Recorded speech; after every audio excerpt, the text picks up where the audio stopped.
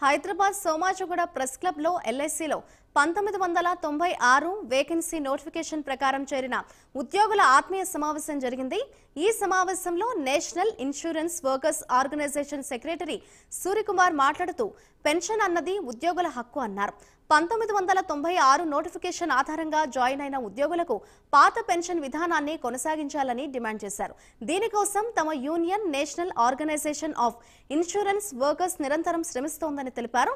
ఈ సమావేశంలో NOIW south central zone నాయకులు సభ్యులు పాల్గొన్నారు.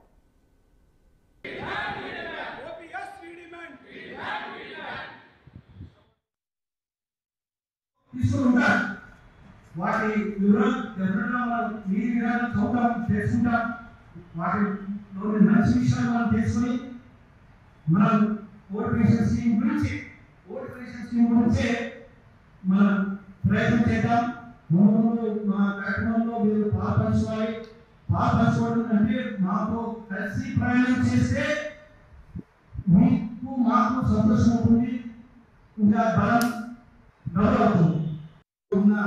వాళ్ళు మన 1996 బ్యాచ్ ఓపెన్ మార్కెట్ పరీక్ష రాసి వచ్చిన వాళ్ళు నాకు తెలిసి 3-4 ఉన్నారు.